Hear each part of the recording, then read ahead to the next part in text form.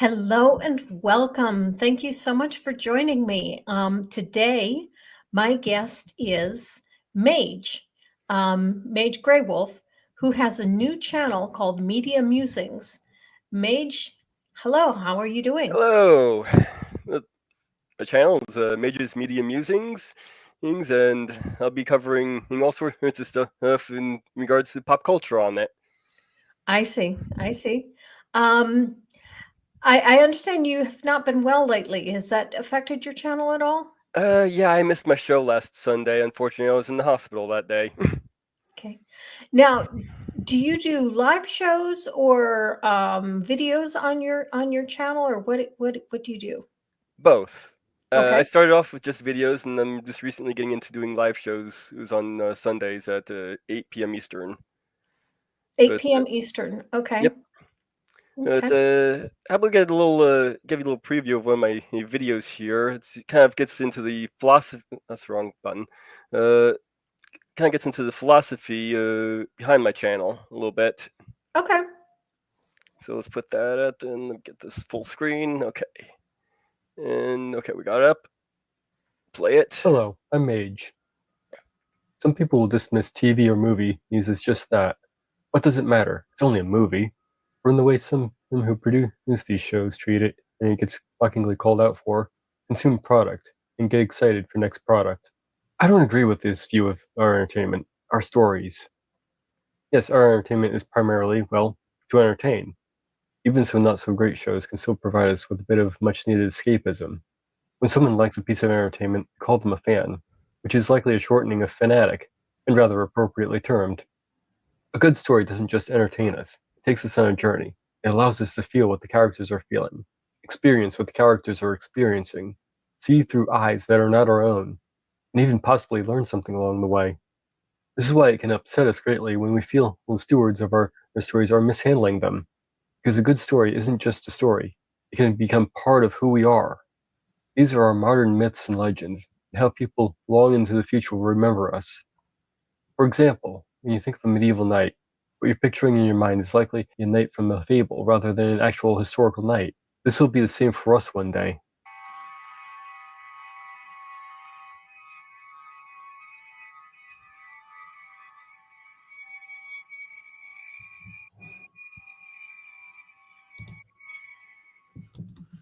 One of the core philosophies I try to live by comes from my most unlikely of places. I think it's stated simply and elegantly as a way to live and treat others. Be excellent to each other and party on. Every human wants to be loved, respected, heard, and treated fairly and honestly. If we can do these things, we are being excellent to each other. We should try to enjoy life, party on, while we're here. If you see the world as an atheist does, this is the only chance you have to do so. If you believe in an afterlife, this is your only chance to enjoy life here. Even if you believe in reincarnation, this is your only chance as the person you are now. Another important but more overt lesson comes from a little show from the 60s called Star Trek. You might have heard of it. Summed up in the initials IDIC, IDIC. This stands for Infinite Diversity in Infinite Combinations. It means to learn to delight in what we are. Be pleased when you find differences in others. Find in meaning and beauty created in how our differences combine. To paraphrase Gene Roddenberry Jr., you can listen to 1,000 different viewpoints, and it can still not be enough to tell the whole story. So keep listening, keep exploring. This wasn't just the core philosophy of the Vulcans in the show. This was the core philosophy of the show itself, one that carries on into new shows. Live long and prosper. Darkness cannot drive out darkness, only light can do that. Hate cannot drive out hate, only love can do that. You cannot hate the hate out of a person. You cannot beat the hate out of a person. You can love it out of a person. This philosophy, stated by Martin Luther King Jr. and restated by Daryl Davis, can be seen played out in Star Wars. This is how Luke ultimately defeated Darth Vader.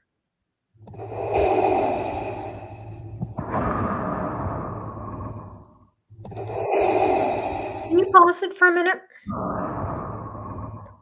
Not by giving into his own hate. Okay. I wasn't sure how long it was, and so About 5 minutes. I'm sorry, what? It's 5 minutes. Yeah, I but I wouldn't did want to comment on some things that you brought up already. Yeah, sure. You were talking about the value of stories, and Mhm. I think you are so right about that. That was one point of contention between me and my dad, that he would criticize me for reading novels, saying that the only thing you should read would be nonfiction, and I disagreed with him, but didn't really know how to articulate the value of stories to him. And I think one of the greatest stories we have in our modern age is Margaret Atwood's The Handmaid's Tale, um, showing how quickly society can devolve from one of freedom to one where we're in a complete, um, dystopia, but where we're under a complete control of an authoritative government. And we see that happening exactly today. I mean, even if it isn't the exact same mechanism, we've watched in just the last 60 days our government go from one of democracy to, we're starting to become quite totalitarian. Mm. And the second novel that is also a dystopian, I tend to like dystopia. I don't know why. Maybe I'm just a pessimist. Anyway, another one is Blindness. And that one was written long before the pandemic, years before the pandemic. And he talked about how one might react in the case of a pandemic. And a lot of what happened in his book is exactly what happened in our pandemic. Although a lot of it was not. His was clearly, things got far worse. Where people were being struck with blindness. But and then finally, the last thing is stories can take us places that nonfiction cannot. Um, we can go to magical places. We can go to places that are purely of the imagination, and we can explore different ideas that we cannot in nonfiction. Yep. Some other good examples of your dystopian and totalitarian is, of course, it's 1984 and V for Vendetta. Oh yes, definitely, most definitely. Okay, do you want to see the rest of it? Yeah, let's get the rest of this thing. Okay. Hatred of what his father had become, but finding who his father was underneath all the hate. This is a core value we can learn from those movies. This is something that we aren't even told. We're shown. It's shown to us by going on the journey with Luke, feeling the frustration and anger he felt when confronting Vader, seeing through his eyes as he realized giving into that hate meant becoming like Vader and finding a better way. When you want to convey a message in a story, you have to make sure the story is good so the people you want to reach are invested in that journey. Maybe they won't learn the lesson you're trying to teach, but just going on the journey with the character might nudge them ever so slightly to becoming a better person.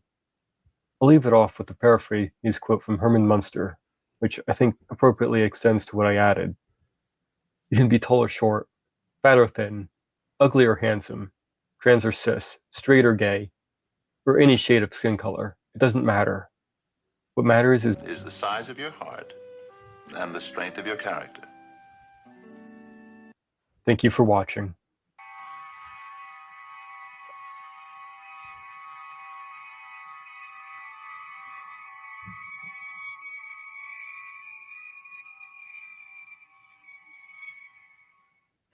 Be excellent to each other.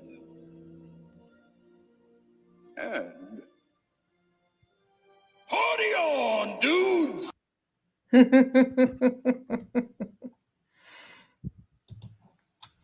I always liked that movie.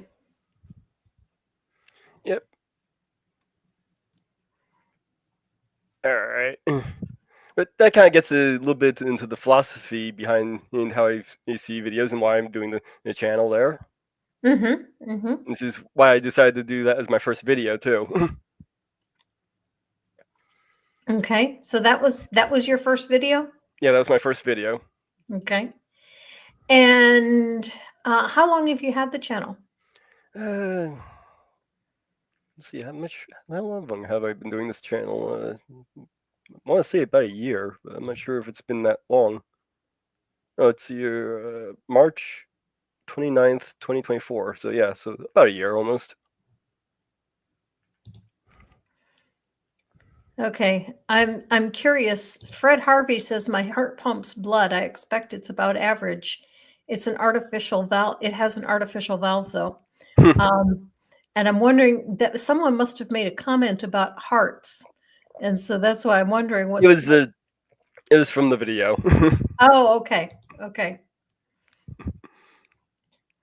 And Martin Elson points out some stories are good, and he's right. Some stories are not so good. Yeah. But you notice I mentioned that a little bit. You know Mhm. how you don't tell a good story, you're not going to capture the people. Right, right. And it's kind of gets into some of the things that people have been complaining about with more or these a lot of our shows nowadays. Mhm. But, Mhm. Spaghettius asks a good question. Did it ever matter to you if the main character was the same gender as you or shared your characteristics in order to feel the story? No, that's kind of what I was getting to. Who's seeing through eyes that aren't our own. Mm-hmm. Mm-hmm. I do have somewhat of, I definitely feel more for a female main character than I do for a male main character. And I tend to not sympathize with, what's the word I'm looking for? Um, you know, not empathize with, but I tend to see more through the main character's eyes if the main character is female. Whereas if the main character is male, I tend to look at him as a separate person. Identify with, that's the word I'm Identify with. looking for. I tend to identify with a female character, but just observe a male character. That's not your experience? No, not always. No.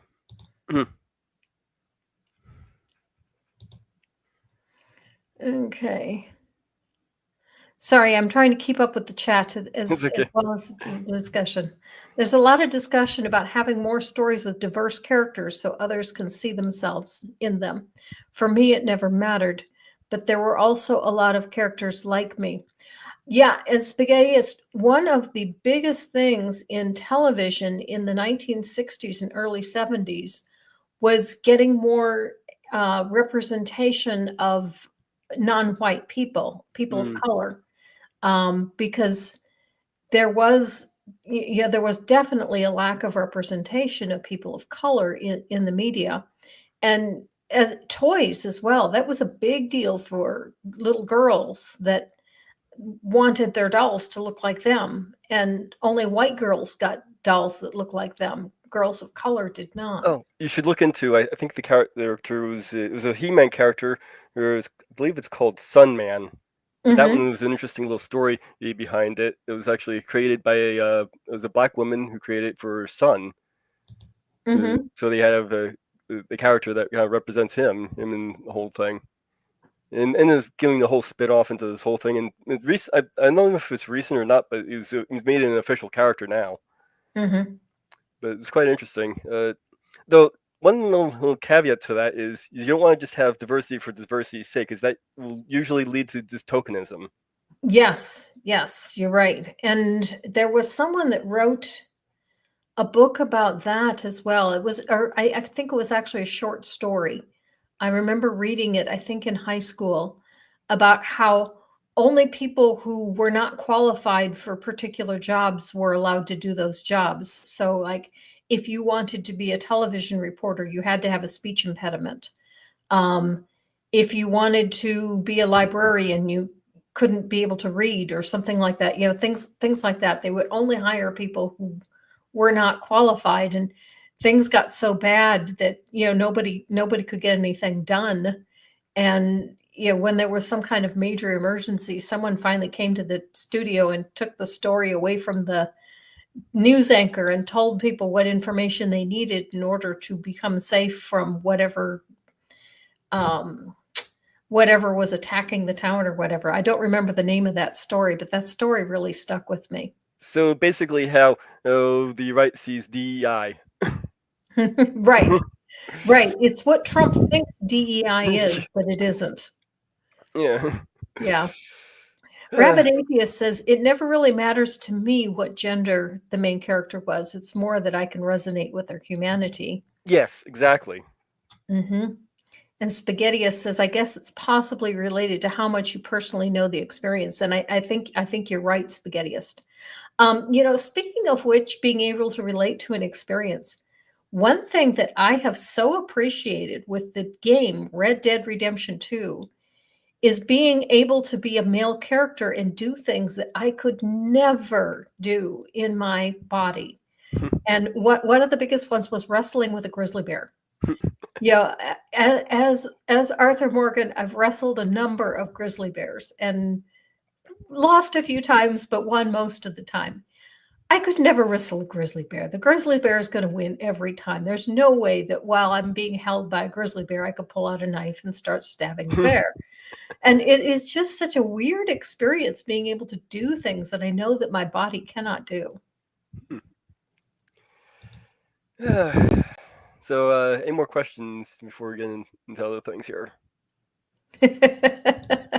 Robert X says, you all heard Gigi. We should type less so she can keep track. No, keep typing the questions. I'll catch up eventually. Going with questions. I love questions. Questions are good. And Martin Nelson says, a problem I think is too few female characters. And I definitely agree with that.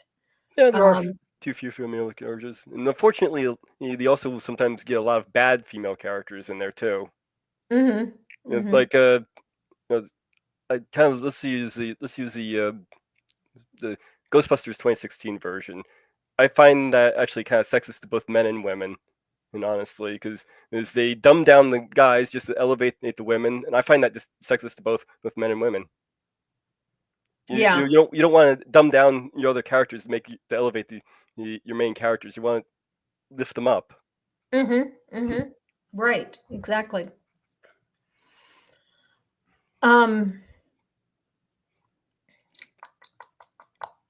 One thing I was thinking about is one comment I know what it was I wanted to bring up. Somebody once made a comment on how you can make a determination of whether or not there is a female presence in a particular book or story. And the question is, are there more than two female characters? Oh, the Bechdel test. Okay. Go ahead. I'll let you finish it. It's not exactly. I don't remember exactly what Bechdel test was meant for, but it was supposed to be if they're not talking about a guy and all that. And yep, exactly. Basically, it gives you a more realistic character that way, but it shouldn't be the sole criteria you use. There are other criteria you should look into. But maybe I should get into some of the influence behind this channel here, because that gets a little interesting and convoluted and messy and all sorts of stuff.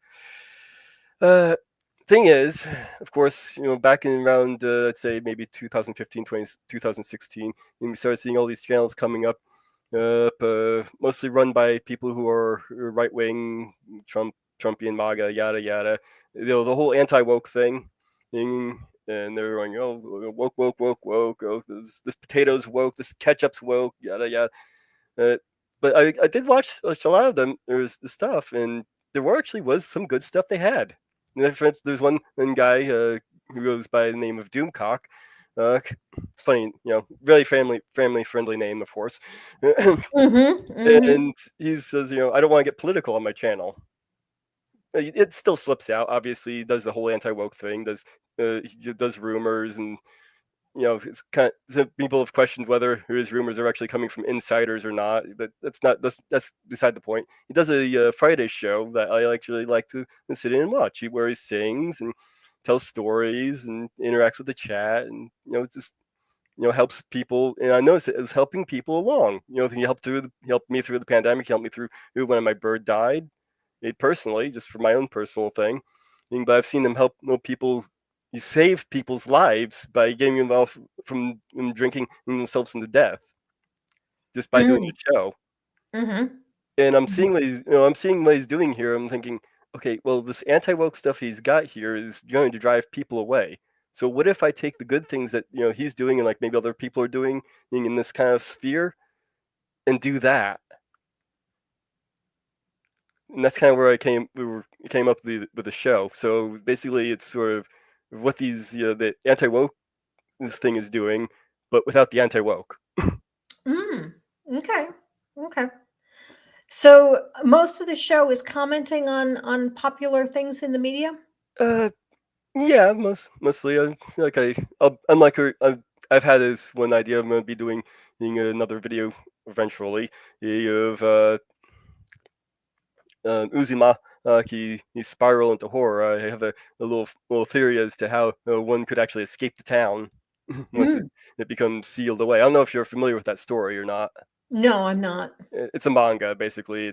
There's this thing that's cursing the town on spirals, and it's causing all sorts of causing people to mutate, and it's changing the environment in supernatural ways, and eventually everybody gets stuck in the town because it spirals the whole space time around it.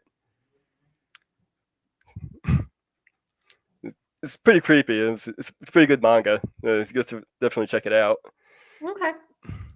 Robin might be interested in that. Robin's very into manga.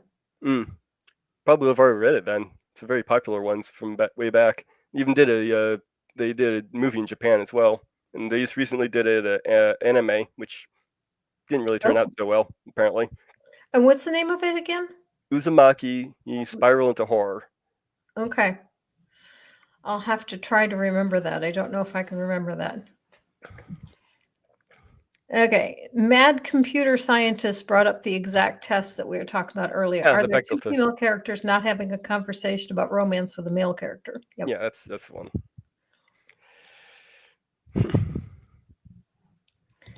And also points out, remember the most important theme of Alien and Aliens was listening to the smart woman or die. Oh, that's another good example of a female character that I can relate to, without seeing as another. Mm-hmm. Now, one movie with very strong female characters was oh gosh, what was the name of it? The one with the 3 black women that were the computers, back before computers existed. They worked for NASA. And they were all math genius. Well, one was an absolute math genius, and it was based on a true story. Somebody knows the name of the movie I'm trying to think of. Not familiar with it. Oh, really? Not sure if I'm familiar There with we go. SpaghettiOs got it. Hidden Figures. Nope, don't know that one. Really? Oh, I'm surprised. I'll have to put it on my list. Really good movie. I will put it on my list. Even though it has 3 very strong female lead characters, I do not relate to them because they are so much smarter than I am. Hidden Figures. Okay. On the list. Okay. Well, how about I get into a little preview of what I do for my show here. Okay, go ahead. All right. Well, of course, for my Sunday show, I mentioned I kind of started into doing singing and stuff. So I usually open up with a song, and I was thinking about maybe doing a random song, but since this is a song I'm thinking about doing as my usual opener. Every morning, every evening, ain't we got fun? Not much money, oh, but honey, ain't we got fun? The rent's unpaid, dear. We haven't a buzz. Smiles were made, dear, for people like us. In the winter, in the summer, don't we have fun? Times are bumming, getting bummer. Still we have fun. There's nothing sure. The rich get rich and the poor get poor. In the meantime, in between time, ain't we got fun? Tax collectors get closer. Still we have fun. Twins cares, dear, come in pairs, dear. Don't we have fun? We've only started, no, we're not downhearted. When I'm laid off, I'll be paid off. Ain't we got fun? Land was mad and getting madder. Ain't we got fun? Times are bad and getting badder. Still we have fun. There's nothing sure. The rich get rich and the poor get poor. In the meantime, in between time, ain't we got fun? And I do a whole bunch of other songs that are in the public domain. Okay. Is that song is public domain?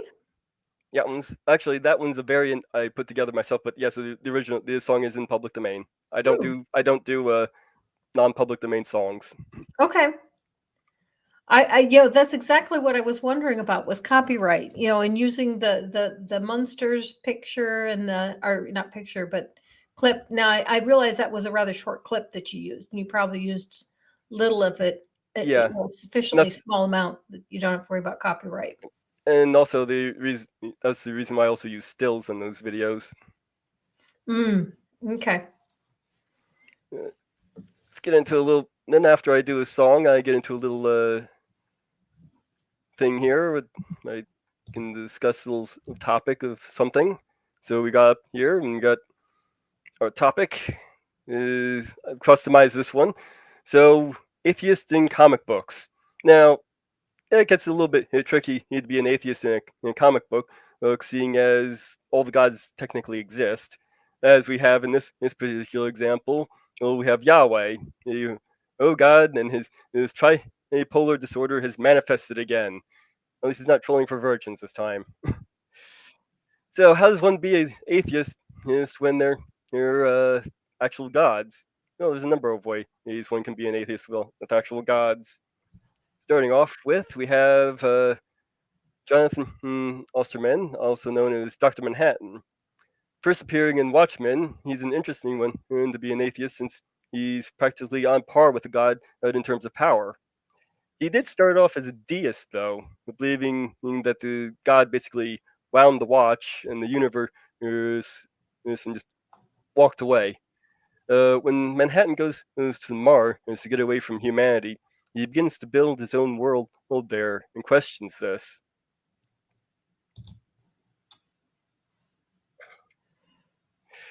Gone into a place without clocks, without seasons, without hourglasses to track at the shifting pink sand. A world grown up around me. Am I shaping it, or do its predetermined contours guide my hand? Without me, things would have been different. If that fat man hadn't crushed my watch, if I had left it in the chamber, am I to blame them, or the fat man, or my father for choosing my career? Which of us is responsible? Who makes the world? Perhaps the world is not made. Perhaps it simply is. He has been, will always be, a clock without a craftsman. So that's his little philosophical little take on being onto the atheist. Next one is perhaps one of my particular favorite. It's Mr. Fantastic, Michael Holt, and he happens to be an atheist in both the New Earth and the Earth Prime variants, which is on DC, the different versions of DC Comics. Purple has a really good question for you, Mage. How can anyone believe in gods when all the gods exist and their mythologies contradict each other? Oh, that's right. They're sort of like subcontractors. There's actually in the comics, at least particularly in the Marvel comics, there's actually things above gods. So you have the Earth, you have gods helping to create the Earth, and you have and the Earth splits off into a multiverse. And the multiverse splits off into an omniverse, which I kind of suspect that the MCU and the comic multiverses are separate multiverses within the omniverse. Can I give you an idea of how that works? And then you have the old gods. The idea of an omniverse is I've never heard that term before, and so I'm kind of wrapping my head around the idea of an omniverse. I suppose it kind of goes along with the argument about the necessity of God, because if a maximally great being can be imagined, then a maximally great being must exist. By that same argument, if a universe exists, what did you call it? Omniverse would be better. So an omniverse therefore must exist. But before we get to that, Mad Scientist, thank you for the super chat. Remember, if you don't play God, who will?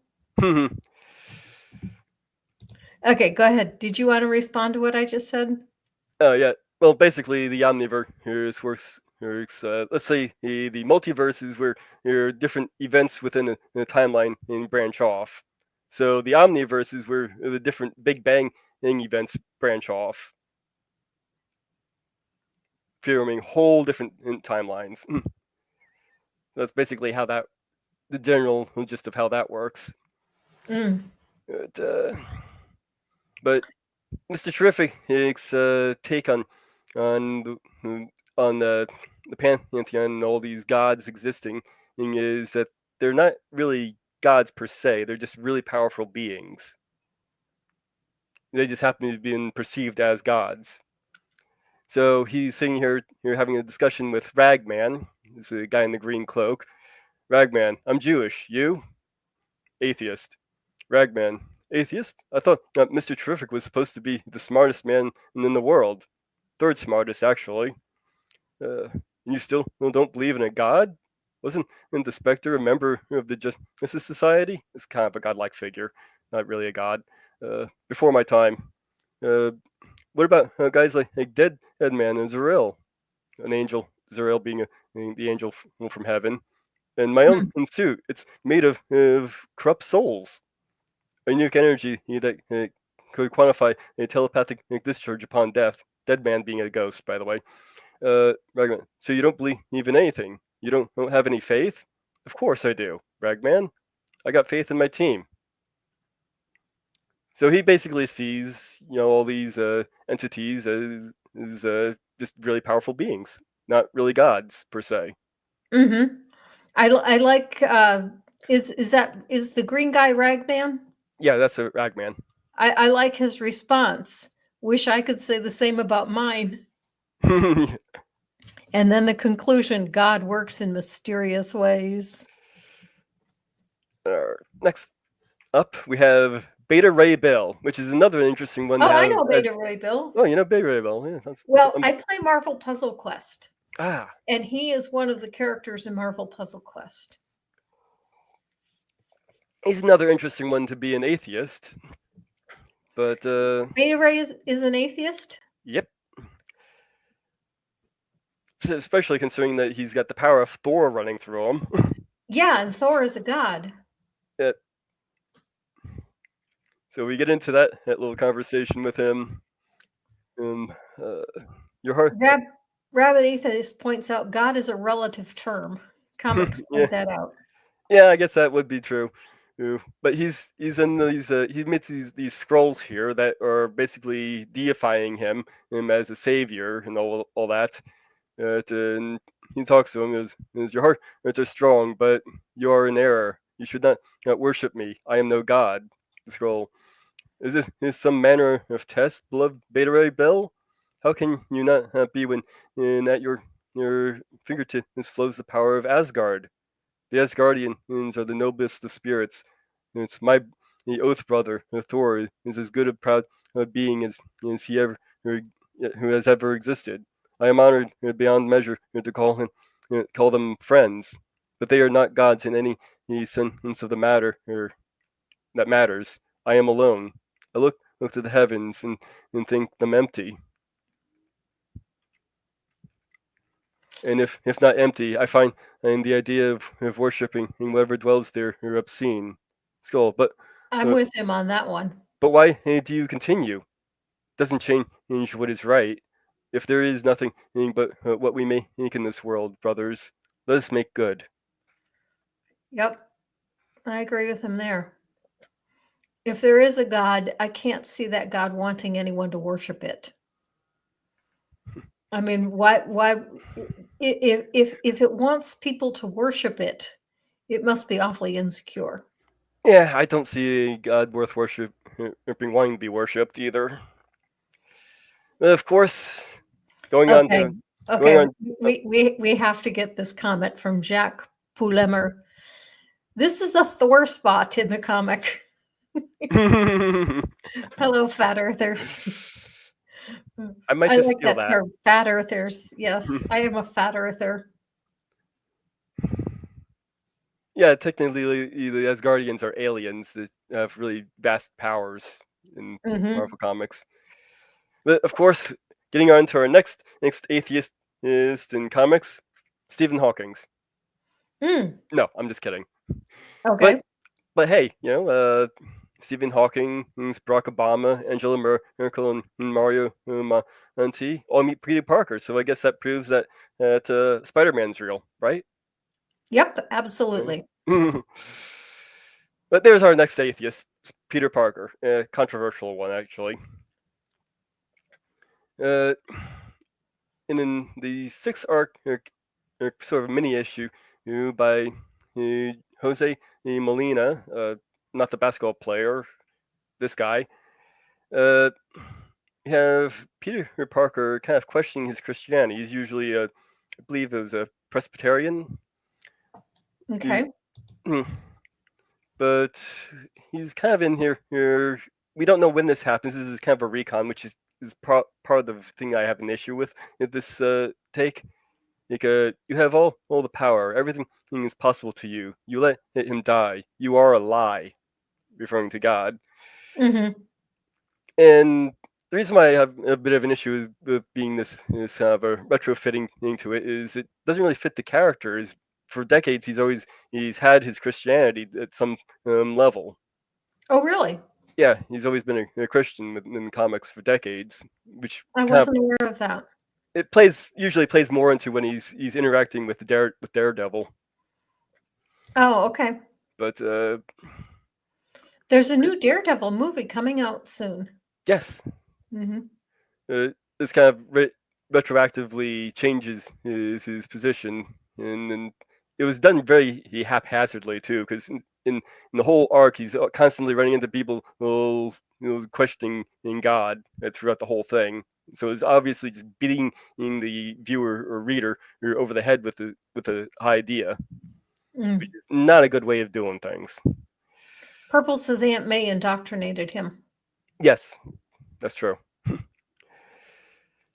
Usually the genius characters are atheists. Tony Stark, Bruce Banner, Lex Luthor, or Mad Computer Scientist asks, what religion is Jessica Jones? I'm not aware of her having religion, but then again, I only know her from Marvel Puzzle Quest and from the TV series. I'm not sure. I have to look into that. But at the end of the arc, though, there may be some plausible deniability to this whole thing, which made the whole story kind of pointless. It's because he ends up going back and questioning with some confession at the end of the arc. So maybe he isn't an atheist after all. I'm creeped out by the look on that priest's face. You think? I'm really worried about what's about to happen to him in that confessional.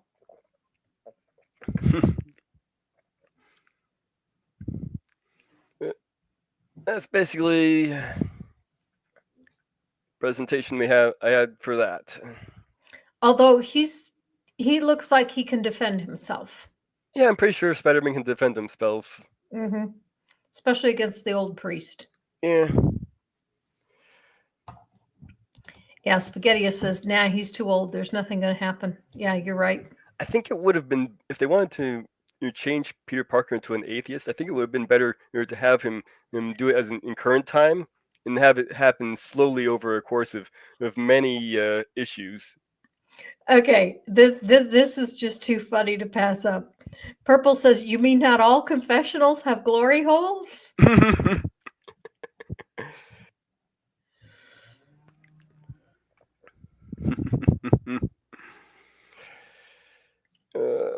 What you must do for forgiveness.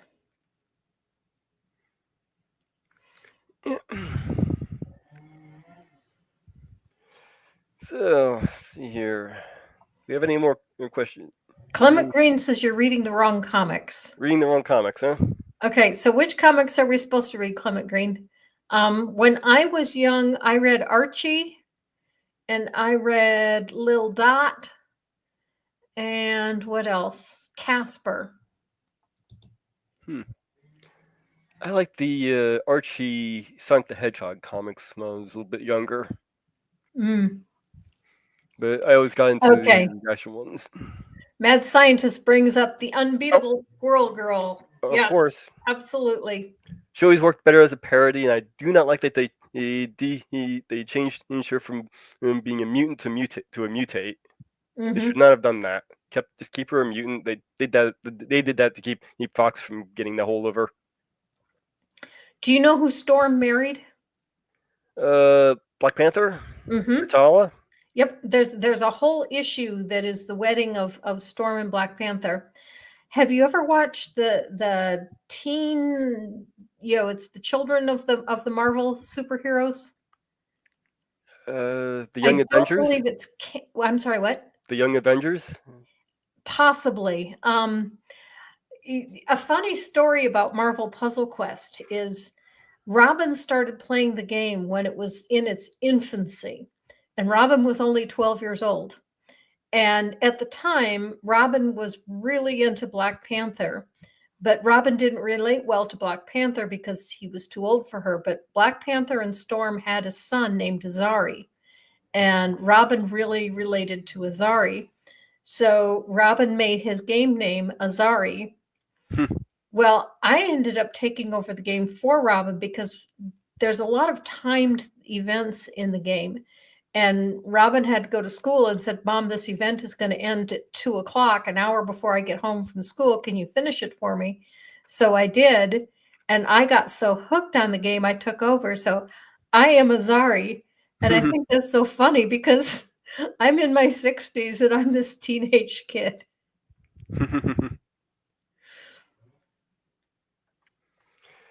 Yeah.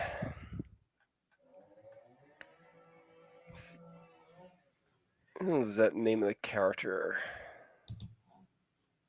Let's see here. Purple says, I read Archie in the 70s, went back a few decades later, and they had gotten super religious. Oh yeah. I had forgotten about that, Purple, but yeah, you're right. I also recall that, yeah, after a while, they also, yeah, that I think the writer either had some kind of conversion experience or possibly the writer passed the series down to the next generation, and the next generation turned them religious. And the same thing happened with the Bernstein Bears.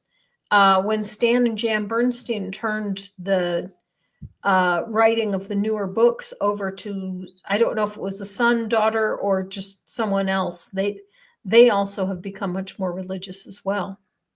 Today, the Archie bunch has been doing more horror stuff nowadays. Oh, really? Yeah. Oh, that's interesting. Purple says, I think Archie Comics got sold off to a different publisher. It may have happened. Mm-hmm. Out of the Young Adventures, it was the character I actually liked the most was Torun, which was Thor's daughter. Mm. She was a character I really wish they had brought into the main in 616 universe. Tomorrow 10 has a good couple of comments here. A minor character that was an atheist that I really liked was Professor Vaughn, Quasar's father. After he was temporarily raised from the dead, he took a moment to explain why, post-resurrection, he was still an atheist. I found that hardcore. Yeah, they do too much resurrection in comic books, I think, especially nowadays. They've been doing it. They've just been kind of they've taken all the stakes out of it by doing so. Although that's one of the things I like about Deadpool. You never have to resurrect Deadpool because he can't die. Yeah, at least no, in convenient way. Mm-hmm. Okay. Did you have anything else you wanted to present, or was that everything? That was just my little presentation there. So Okay. we got about 15 minutes to kill. So Right. what do we got Now, here? well, I was going to ask you a little bit more about your live streams. Now, are the live streams just commenting on popular media things? Well, as I just gave you a thing, I do that, and I usually open with a little bit of news, so whatever's going on in pop culture or news at the moment. So I have a little segment in that. This week, this Sunday, I'll be covering quite a number of deaths, unfortunately. Mm. Famous people? Yeah, I usually cover celebrity deaths. Okay. and I usually do a song for them. But this time it's just there's so many. I've actually got a whole segment cover. You can make a different verse of the song for each person. It's just about I usually do the parting glass for them at the end, but I'll be doing parting glass, Danny Boy, and St. James Infirmary Blues this time around. And then usually you get into some movie trivia. So this this movie was going. This is going to be for last week, but I kind of saved it for this week since I was able to do my show last week. But I'll be doing a most excellent movie this week. Okay, I think I know what movie you're doing this week. You just sound like one of those horrible right wingers you hang out with. Now, do you usually have a guest on the show, or do you do this by yourself? I'm doing it by myself for now. In the future, I do have plans to bring on guests. I'm thinking like maybe when I say I have maybe about 500,000 subscribers, I'll start bringing on guests. But I might instead of doing them sooner. Who knows? I actually already spoke to see if she ever decides to, unless she changes her mind way down the line. And I already spoke to Kate Bionic Dance, and she said she'd like to come on. And whatever, if I do have a guest, I'm gonna tailor the show to the guest. So Mm-hmm. I already have an idea of how I'm gonna do the show with her. Okay. You could have the guest tell you who their favorite, what their favorite movie is. Yeah, that'd be one of the things. But I already know what her favorite movie is, so that's going to be my trivia for that show. She's Okay. gonna give me a little rundown of some of her projects. And that's another thing. I like to highlight an artist each week if I can find just a random person I come across on Blue Sky or X or whatever. So I do that. It can be whatever kind of art. I've got one. This one is a painter, I believe. If I was looking at. Mm-hmm. Just okay. I like your art. I'm gonna highlight you. It doesn't matter who they are, or whatever. And that's another thing. My show. My two main rules on in the show though is no religion, no politics. Okay. Because those are divisive, and I'm trying to create a space that brings everybody together. Okay. Now, your avatar there, are you a teddy bear, a teddy wolf, or an Ewok? It's a Jedi wolf. It's a Jedi wolf. Okay. Yep. I got him at Build-A-Bear about 12, 13 years ago, and I actually had intended to use him as an avatar when I bought him. Mm-hmm. Right back then, I never got the project off the ground until just now. Okay. Mad Computer Scientist says, remember, Batman has the greatest superpower in the DC universe. It's called being Batman. Yeah, Batman with prep time. Always be yourself, unless you can be Batman. Then be Batman. That's what they used to call me. Sometimes called me in high school, Batman. So, Oh, really? yeah, because I always wore black. Mm.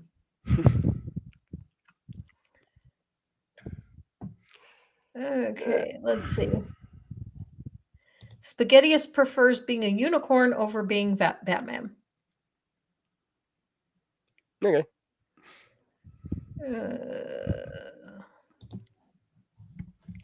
Okay, I'm caught up on the comments. But like I was saying about the bringing people together part, that's actually another really important aspect of what I'm trying to do with this channel. Is, look at this how divisive everything is. We've divided ourselves up in political lines. We've divided ourselves over like religious lines, non-religious lines, and just everything. We're just so divided. And what if we could just set that aside for a moment and just have fun together?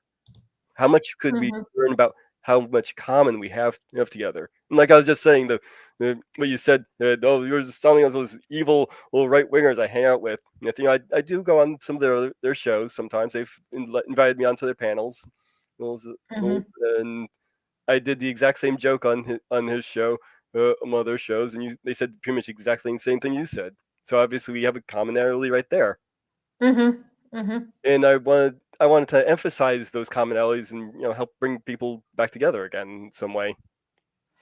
Yeah, I think that's the only way that we will ever become one again politically and be able to really accomplish anything is if we start exploring what we have in common and what we agree that needs to be done before we start working on the things that we can't agree on what needs to be done.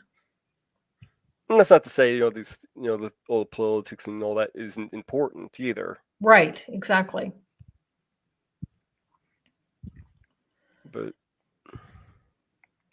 and you can hear what that sentiment of trying to bring people together in that video I played at the beginning there, with the philosophy of the channel.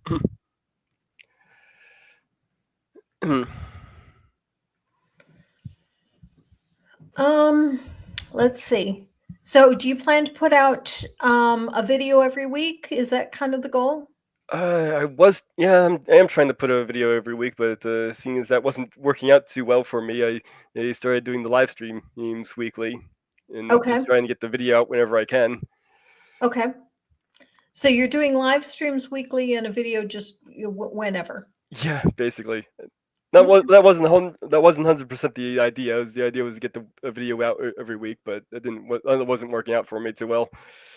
So but I'll be doing more of those Suno songs. I don't know if you heard the my Kittens of Destruction one. No, I didn't hear that one.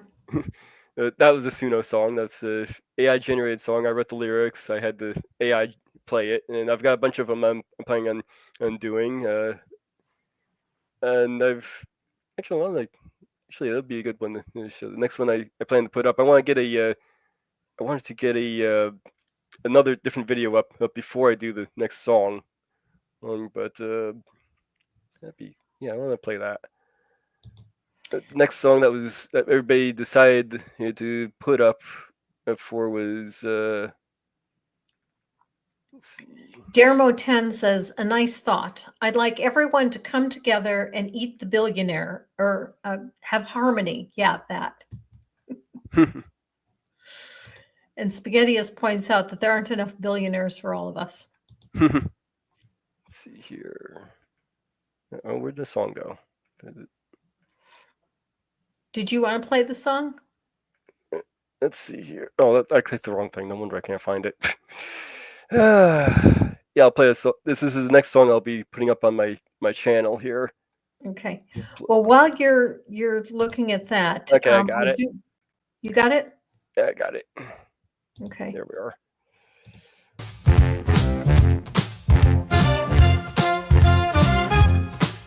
Evolution is the change over time in a group's genetics from one generation to the next. As they split and divide, we get new species, all remaining in a nested hierarchy. This gives us the birds and the trees, the flowers and the bees, and animals like you and me.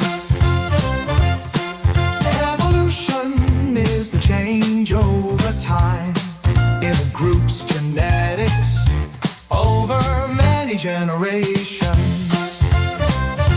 What benefits or not depends on the environment. This is natural selection at work.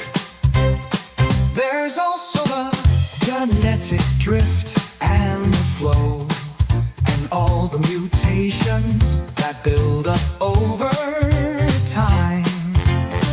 That's how we got the birds and the trees, the flowers and the bees, and animals like you and me.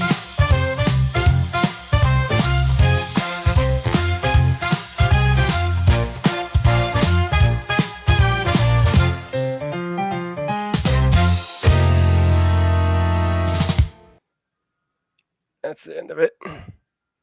Okay. Actually, that reminds me of another thing I wanted to do with the channel. I don't know if you ever heard of Kyle Hill. No, I have not.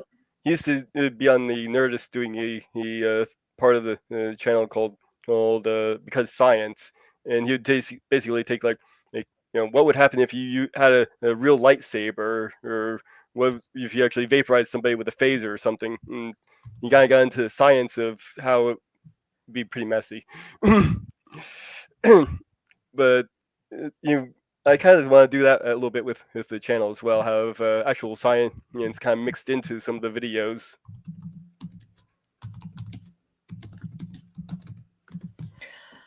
One thing I was getting to, and I got to it while the song was playing, is I posted a copy of the link to your channel in the chat, and I pinned that in the chat. So if anyone is not already subscribed to Mage Grey Wolf's Media Musings, please go ahead and go ahead and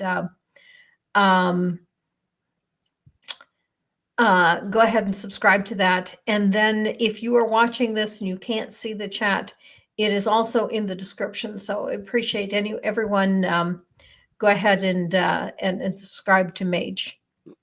I'm glad my chat had on Sunday picked that song as the next one to put up, because I happen to really want to put that one up. I had like 3 or 4 other songs I've made that I'm gonna be putting up as well. But I'm a little confused by Mad Scientist comments here, saying about the Edmund Fitzgerald and saying I really need. Well, actually, no, that's too far back. But there we go. I would suggest doing a video about the sinking of the Edmund Fitzgerald, a 2-masted schooner that sank on Lake Erie in 1889 because it broke apart during a storm. And I said Gordon Lightfoot already did a song about that one, and she said no, that he did the Edmund Fitzgerald, completely different ship. Okay, how is the Edmund Fitzgerald different from the Edmund Fitzgerald? Oh, I see. One is O and one is a U. There we go. Now I finally see the difference. Okay. Different ships, similar spelling. Well, similar name. They're Similar both name. called the Edmund Fitzgerald. It's just that they just spell Edmund differently.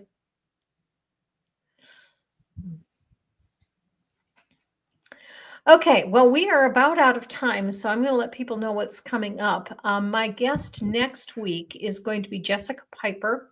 She is a political candidate in Missouri.